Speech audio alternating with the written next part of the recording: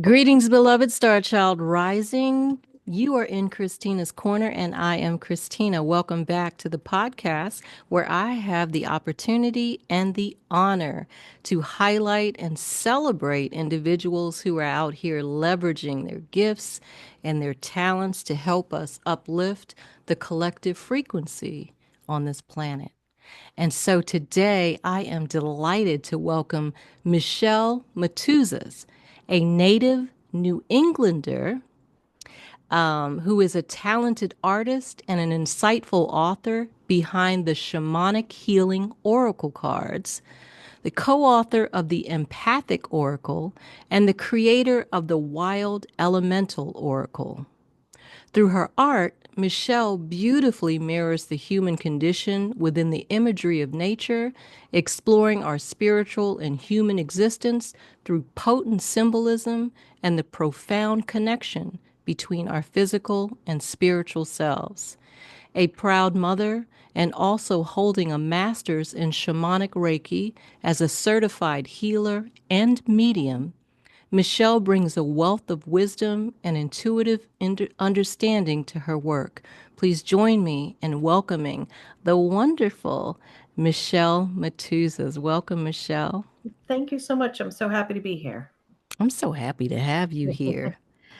Um, so, Michelle, what I usually do in the podcast is I have about 6 questions. Mhm. I try to keep it to 6 the best I can. But if we go beyond that and you have some other stuff that you'd like to share, go right ahead. But the first question I always want you to take us back to the beginning. So, what was your childhood like? What were you like as a child? Were there any clues that you would heed your calling into, shamanism and art, anything of that nature? Tell us about that. Definitely art. As a kid, I was very shy, like painfully shy, like hiding behind your mother's skirts, shy. And I drew. I just drew. I was obsessed with history, Mm. um, with animals, with nature. And later on, during the teen years, I became interested in tarot, but not in like a goth or emo way, more in a this is really interesting. How does this work sort Hmm. of way? And I was a nerd. I would spend, so I'm old enough to know, like, remember before we had phones and computers and all that, like, I would go to the library and look at the card catalog and get lost in the stacks. But my parents had a set of encyclopedias in the basement, Hmm. and I would spend days looking through those, and like one thing would bring me to the other. Looking back, I think at the time I was looking for role models because, Mm. let's be honest, there weren't too many women role Right, models in the right. 70s and early 80s. Yeah, I always knew I wanted to do something creative, but to get where I am, you I would never have believed anyone who told me the trajectory my life would take. Okay. Wow, that's interesting. So the focus was more on the art and drawing. Okay. Well, so I grew up in a very Catholic household. Mm-hmm. So there was really no room for anything Mm-hmm. mystical or out of the ordinary. My mom was a nurse, so she was a scientist. Okay. If you needed to be able to explain it, Right. Right. you needed to Okay. touch, see, or feel it in Okay. order for it to be real. But I always pushed back against that. I always questioned. I was lucky my dad brought me up to be a critical thinker and Mm-hmm. to say no and to ask questions. I Okay. remember, so when are you Catholic? No, Okay, Buddhist. so when you're Catholic and you're a teenager, you get confirmed into the church around, I don't know, I think 14, 15. So for the year leading up to that, you go to a layperson's house, usually a neighbor, and you get classes getting preparing you. So I remember one class was, yeah, I didn't even think of this. One class was a lecture on if you don't accept Jesus Christ or Christianity, you won't go to heaven. Of course, I'm raising my hand, and he tries not to see me because I'm always that kid who's asking those questions. And I said, well, what if you're a very religious, saintly woman from, say, India? You're Hindu, and you never heard of Jesus.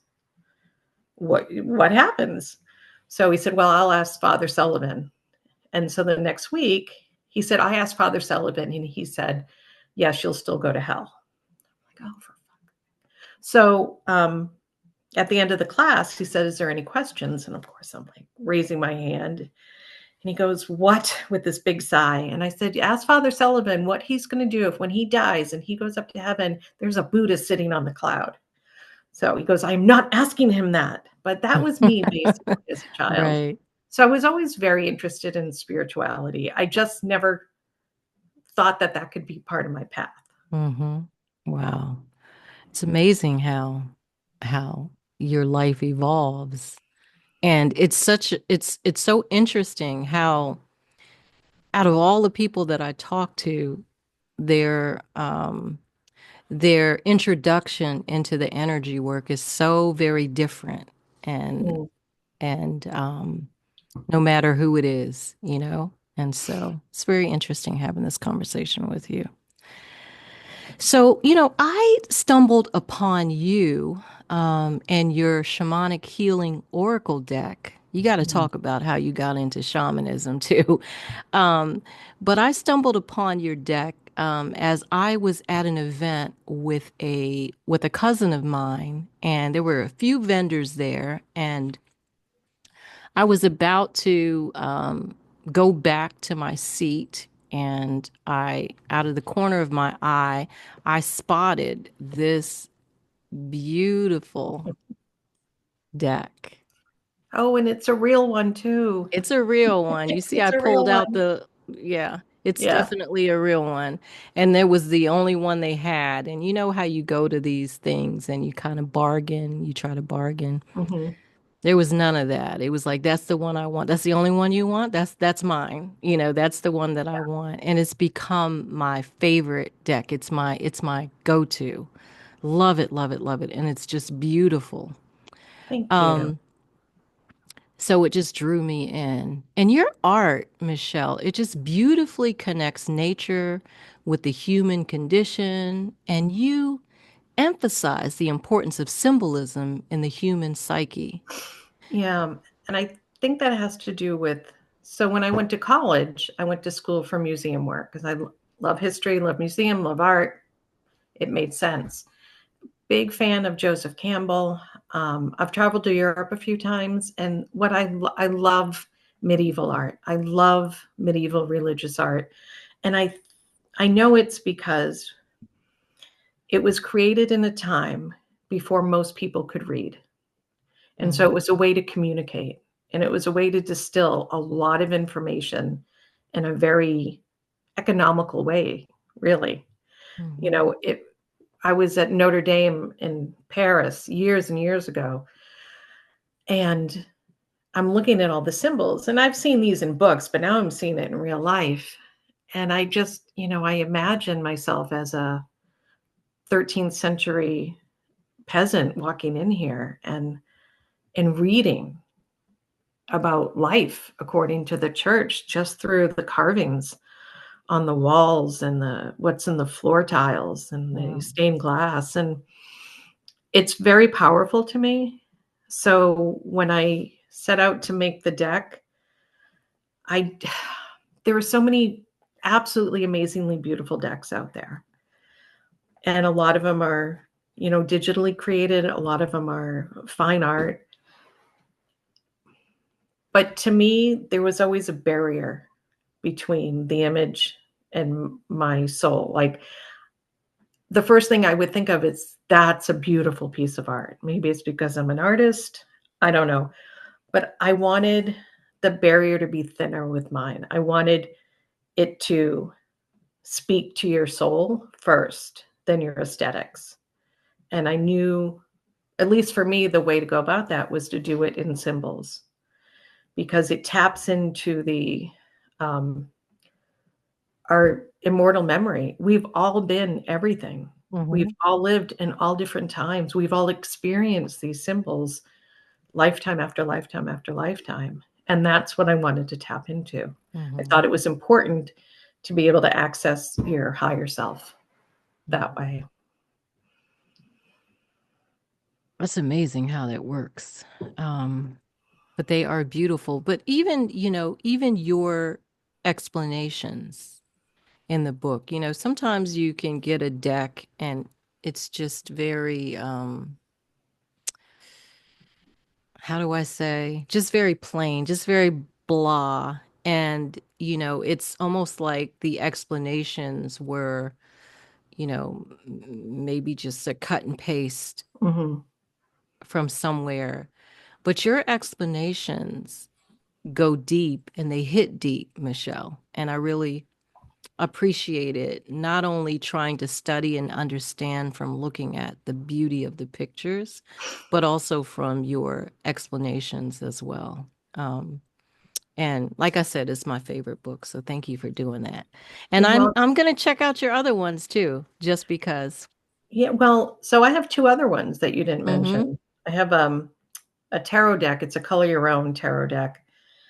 And then I have my newest one, the Shamanic Way, which Oh, I is, didn't know about that. yeah, Okay. it came out a few years ago. And it's the last one, the Shamanic Healing, which mine is so ragged, um, is the first one. But I got so many emails from the deck you have, Mm-hmm. and it's helped a lot of people. And it humbles me every day when I get emails from all over the world for it. And everyone said it helped me heal. It helped me understand the blocks I was putting in my life. And it helped me understand the misinformation that I was carrying around with me. And then I started thinking, okay, well, now what? Like, I've done all the work. I haven't done all the work. I've done all the work that's in the cards. I'm still doing work. So now what?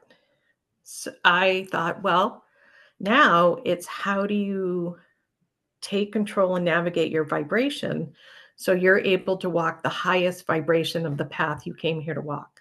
I believe we all came here with a Mm-hmm. soul contract, a soul mission, and it's up to us and our choices what vibration we choose to walk it at. So the Shaman's Way Oracle, that was so much fun to do because I've lived every single energy in that card.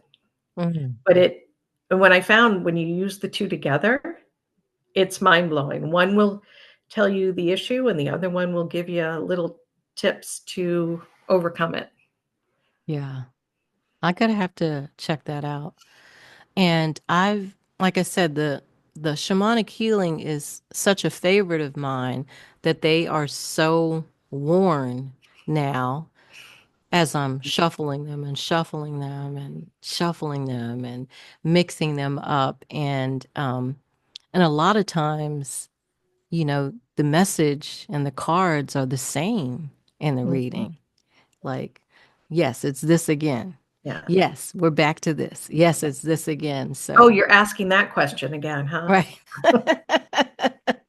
Yeah. Yeah, so I love it. I'll have to check out the other ones too. I have a couple of decks that I use, but that one I lean towards, so I'm gonna have to check out your other one. Um, I've and you had gotta, people tell yeah, um, you I've gotta, had people tell me the shamanic healing does not blow smoke. no, no, it doesn't. It's not fuzzy bunnies and butterflies. It's going to tell you the truth. Yeah, Yeah. absolutely. And sometimes you get to a point, how you get frustrated and, okay, I'm gonna reshuffle because I don't think you heard me, or That's maybe not I, what I wanted to hear. Yeah. and then you get the same cards back over again. I'm like, oh, Yeah. okay, that's pretty to the point, and Yeah. I love it. Okay, number 3. Can you share, Michelle, a watershed moment or two that significantly impacted your journey to center this work? So what do you mean by center this work? I want you to clarify that. So, a lot of us when we start, the energy work that we do is kind of like on the periphery. So Mhm. we'll do it, just when we have time or, just on a part-time basis, and we'll get to it like if we're going through something. But what what are maybe like a significant experience that happened to let you know that you are supposed to center this work and this is what you're doing now? So the two that come to mind, one is right at the beginning. I had maybe been studying shamanism for 6 years. The study of shamanism for me is basically understanding the connection between all living things and understanding how energy works. So I was going along, and like you and I had kind of chatted about earlier, you're doing some work and then your life kind of falls apart. And then you're doing some work and your life falls apart. But that's the process. Those are the stair steps. And I was still married. I had two young boys, and I was the mom with the minivan on the cul-de-sac. And part of the gifts that started to be recovered through my studies was my mediumship abilities. And to go back, see, this is me going on a tangent, to go back to my childhood. My parents tell the stories that I used to hallucinate all the time. I would hallucinate. And Mm. I remember those episodes. I would be standing on the bed. I don't remember what I would be seeing, but I remember being like terrified. And I remember, this is really strange. I remember a feeling on my teeth. Like, when you're in college and you drink too much and your teeth are fuzzy the next day? That was the feeling I had when I was about 2 and 3. So that goes away. And then coming back, I get that feeling now when spirit's around. So I think that, I've been having that since I was a child, but Wow. buried it or Okay. tramped it down. Or Okay. so again, mom in the cul-de-sac going to shamanism classes, and my neighbors would say, "Oh, what are you doing this weekend?" And I'd say, "Oh, I have a class." And they would all go, "Oh, an art class." And I would go, "Mm-hmm." I wouldn't correct them because it was mine. It was something Mm-hmm. special to me. I didn't feel like I wanted to get into a debate or justify or explain myself. So, as I said, my mediumship abilities started really coming through, and they came through so strong in one instance where every single thing I experienced was validated. Where before, I'd have these experiences and I'd go, well, I believe they're real because that's my belief system. But if they're not, maybe I'm functionally insane. My kids are fed, my family's taken care of, my house is clean. I'm not even going to worry about it. But when every single point was validated, I went, oh shit, like I'm going to have to do something about this. This is real. So I'm either in or out. I Mm-hmm. can't be straddling anymore. That's disrespectful Mm-hmm. to what I think my soul is trying to do. So I started a little bit at a time. When someone would say, "Oh, you're going to an art class," I'd be like, "No, actually." And I would tell them. And 100% of the time, everyone said, "Oh, that's amazing. Can I tell you something that I've never told anyone about something that happened to me?" So I was able to open a door for people. Mm-hmm. Never got any sort of negative reaction or pushback or anything. That was all in my head. So that's the first one. And the second one is actually recently. You talk about it being on the side. So, I don't make a living at creating my decks or doing my energy work, but about a year and a half ago, sorry, my cat's acting crazy. I got into a relationship. Um, I'm not going to go into huge detail, but it ended up being a domestic violence situation. And I had given up where I lived and I'd given up a job to be with this person. And at the end of last year, it came to a head and I found myself homeless without a job. And I'm like, okay, I'm going to get things done. I'm going to build my life back up again. And in meditation, I was given a lot of messages about what to do and how to go about it. And every single message was spot on. So I took a really deep breath, and my mantra has been, I have chosen to come to this time and place to help and assist people to remember that they are magic, to help them understand how energy works, and to empower them with my decks and my readings and my healings. So I guess you could say I'm in the middle of a big watershed moment. Wow. That's amazing. And thank you for doing that. Thank you for heeding this call to Yeah, do the work. I am really good at moving energy, and I Mhm. enjoy it. And I have to stop discounting the Mhm. impact it has on people. Mhm. Yeah. I mean, I just knew, I mean, I haven't had this podcast very long, but I knew that I wanted to reach out to you just because of the impact that your cards have had on my journey. Um, and so you are you have no idea of the impact that you're making in doing what you're doing. So thank you. Well, Thank you. as I said, when I hear that, I'm humbled. So thank you. Hmm. Yeah. All right, number 4. So, crafting oracle cards is described as your way of translating whispers from the universe into tangible messages. Can you give us a glimpse into your creative process? Like, how do you receive these whispers and what steps do you take to transform them into the artwork and guidance found in You your know, oracle cards? I wish I could say I light a candle and smudge and sit on a pillow and let the images download into me, but I I stay present and I stay aware and I listen for the whispers. Like, so for the wild elemental, the animal deck I did, a friend was texting me. She had been having some issues, and then she saw a salamander and she texted me the picture. And I thought, oh, that's really cool. It was a fire salamander. So I drew a picture of it because I happened to be sitting with my art supplies, and I sent it to her. And I thought, that would make a cool card. Let me Hmm. try to do some other animals. I'm like, this is going to be a deck. So that was the genesis for that deck. Hmm.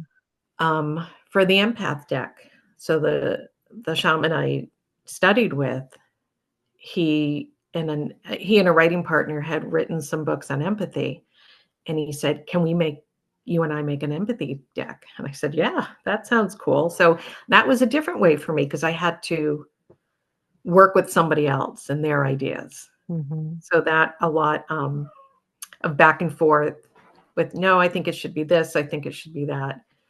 So that was different than any of my other decks. The first one, and I think I talk a little bit about it in the guidebook, that during my studies with shamanism, someone had asked me to do like a soul portrait. And all I knew of soul portraits were like angel, aura. And I'm like, that's not what I do. Like, I paint trees. And she goes, no, I know what you do. Just sit with my energy and paint me. I went, okay, but if you don't like it, promise me you'll tell me. So it took me a few weeks because I was painting and it was layers and layers and layers. And when I brought it to her, she started to cry. And then I started getting other commissions from other students, and they all had the same experience. And I thought it was really weird. um, then the woman who ran the sanctuary where I was taking the classes said, "Oh, in the fall, I think this was in the spring. In the fall, we're having a psychic fair. You're going to be there." I'm like, I'm not going to be there. I don't read for other people. She's like, "No, you're going to do these." I'm not doing these. These take 2 weeks. She goes, "Figure it out." Oh, so being a rule follower, I figured it out. So I started drawing. I started holding my fellow students' energy and I would see symbols. They just would pop up when I held their energy. Mm. And I'd bring them every month to class and I would like literally throw them on the floor and go, what do you guys think? And every single time it blew my mind. The person I held the energy for went for their drawing. Wow. And I went, okay, maybe there's something here. Mm-hmm. So I started doing readings at like metaphysical stores and fairs, where, like, if you've ever had a psychic reading, you sit with them. I would chat, but then I would also be getting all these images and I would draw them. I'd make them pretty. So they would Mm-hmm. basically walk away with their own little oracle card. Then afterward, we go over the meanings and talk about it. So the shaman and his writing partner said, well, our publisher is looking for oracle card creators. I'm like, I'm not an oracle card creator. They're like, no, these would be great. So we sent them in and they said, yes, here's a contract, please.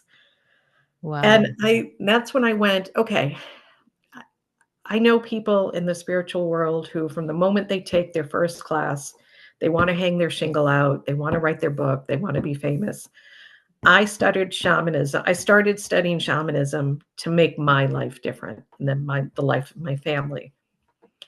I didn't want, I don't like being the center of attention. I don't like, I'm an introvert. I'm shy. So I said, okay, if I'm going to do this, I'm a nonprofit professional. I'm going to have a mission, and my mission is going to empower people. So everything I do that's in this bubble, it has to empower people. I'm not going to just do something to make money. I'm not going to just do something because I know people will sign up for it.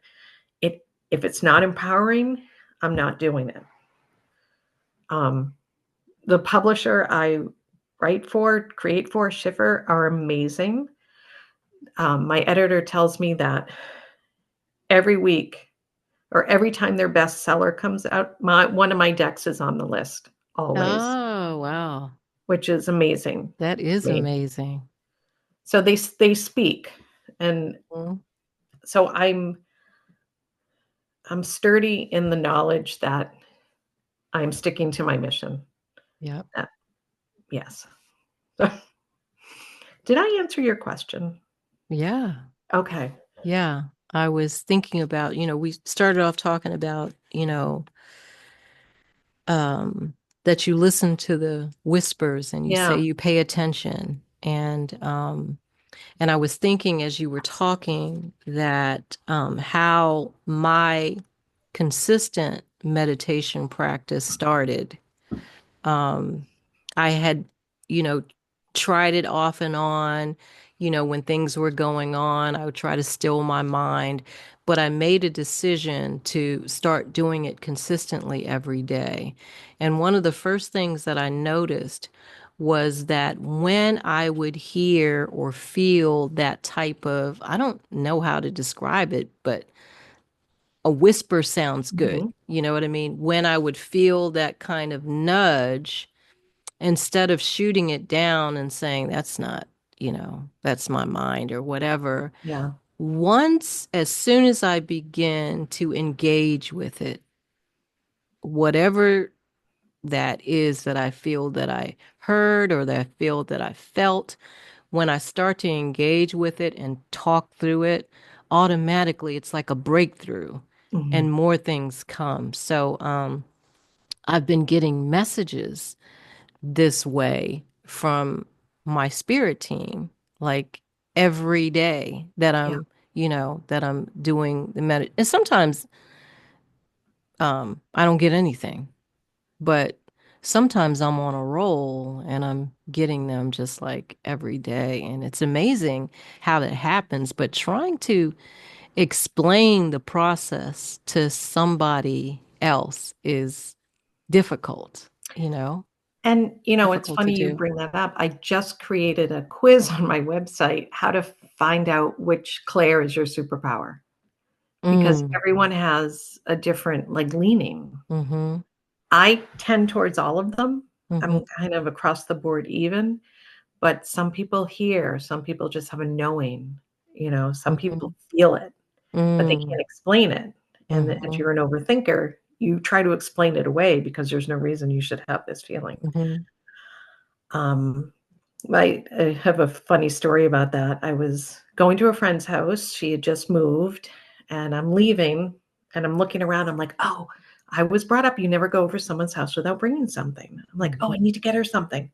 And I heard, because I'm looking around my living room, and I have a disgusting amount of rocks, just rocks all over my house. And they said, bring her a rock. And I went, I am not bringing somebody a rock. There's nothing special about these. They're just special to me. And so I got her like a bottle of wine and some flowers or something, a plant. And I told her the story, and she went, oh, I would have loved one of your rocks. And then she moved aside, and I saw she had a rock collection. Oh, wow. So that's when I went, oh, like, there's never been a time where I said I shouldn't have listened to that voice in my head. There's been many a times where I said I should have listened to that voice in my head. Very cool. Thanks for sharing that. Um, so the I'm sitting here thinking of all the different conversations we can have in the future, like to digress and another episode on this Yep. and another episode on that. So I'm trying to process that as we go along. But let's go to number 5. So you've Okay. mentioned that your readings are like a conversation with the soul, providing clarity and setting people on a path of self discovery. What brings you the most joy and fulfillment in guiding others through your oracle cards? And what are some of the common themes or insights that tend to emerge in these soul level conversations that you have? So I always say my readings are not going to tell you when you're going to get your next job or if you're going to meet a tall, handsome stranger. My readings tell you how to get out of your own way.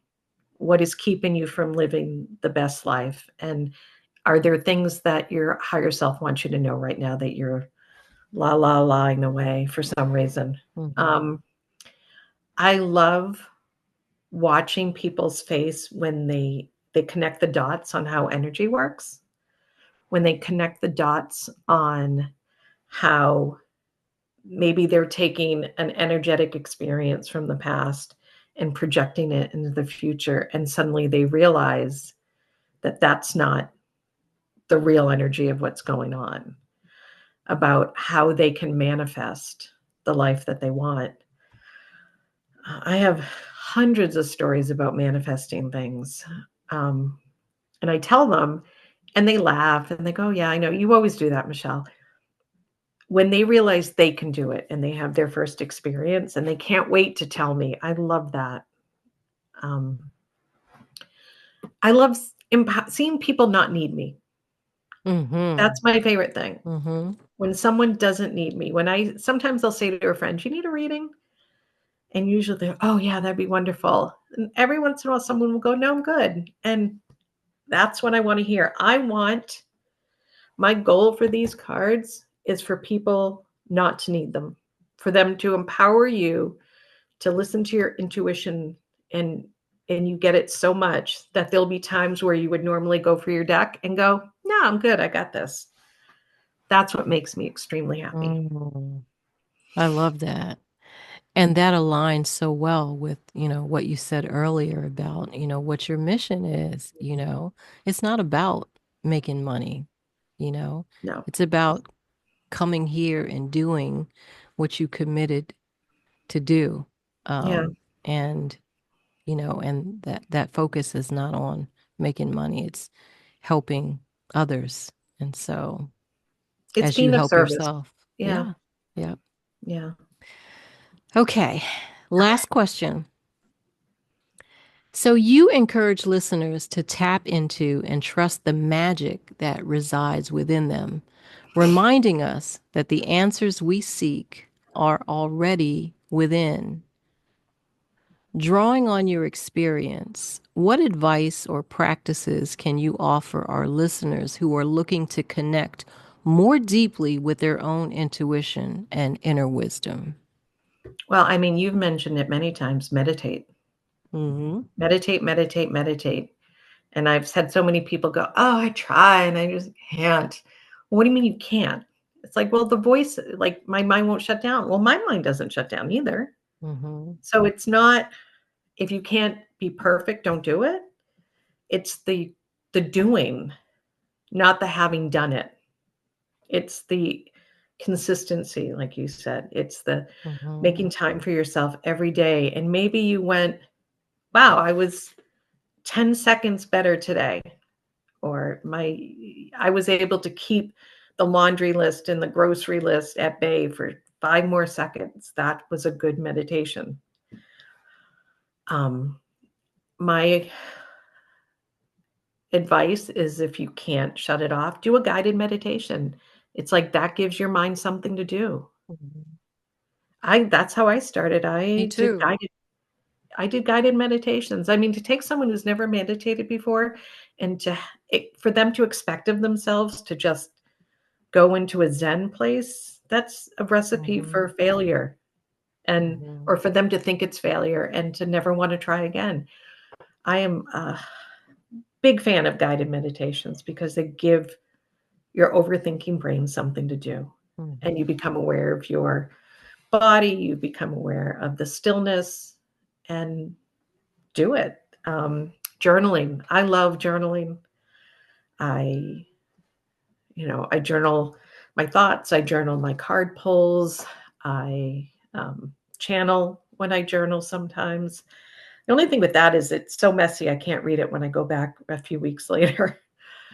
Get in nature, walk, move. If you feel stuck, if you feel in a horrible place, move your body. I had a friend who was a hospice nurse. She was a manager, and very stressful occupation, and they get overwhelmed. So she would bring her nurses in her office and tell them to flap like a chicken. Just squawk and flap like a chicken. And they would look at her like she had 3 heads. And she said, if you've ever been in a barnyard and something riles up the chickens, they get stressed, they all flap around and then they calm right down. Mm. And everyone I've had flap like a chicken, they go, oh my God, that works. And, you don't have to do it in front of other people. Oh, you're cranky. You can do it in the privacy of your own home. You don't have to admit to it, but it moves energy. Animals have such a better instinct and intuition for that than we do. We've lost ours. Mm-hmm. Meditation, journaling, and whatever, pay attention to what you pay attention to.